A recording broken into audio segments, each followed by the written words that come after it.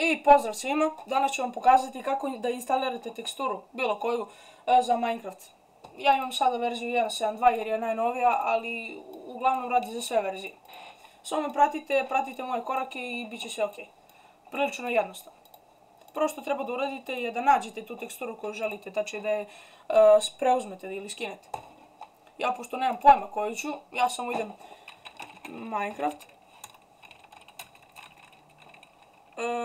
Texture packs, evo, to je. Idemo ovdje. Evo, tu su otprilike, ima tu dosta tekstura. Nije ovo jedina stranica, možete da nađete bilo koju, ali to je otprilike to. Evo, pošto ja ovu John Smith imam, ajde skinem ovo. Obično prikazuju slike. Slike koje su se blokovi promenili, te opcije tekstura i sve to. Preuzmete i potrudite se da vam bude u preuzimanjima ovaj fajl, jer ćete ga lakše naći, tako vam je lakše. Evo, već sam se preuzeo, ide mali fajl, ali dobro. Nema potrebe da selektujete, odmah uđite u preuzimanja, nađete, kopirate, uđite u Minecraft, bilo koju verziju, ja sam Jačko 99 i ovo je verzija 1.7.2.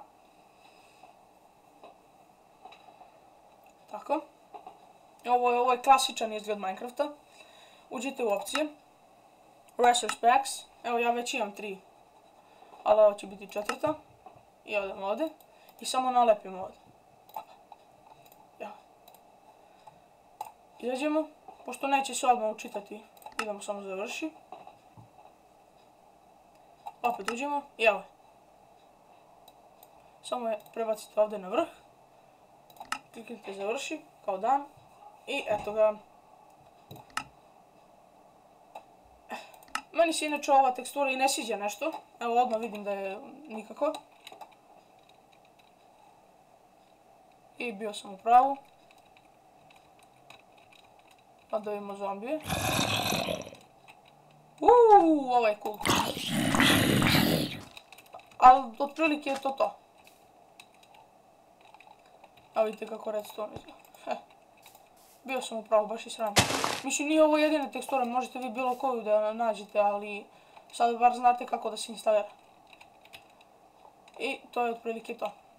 Vidimo se sljedeći put, sa vama je bio Jačko 99 i čaos!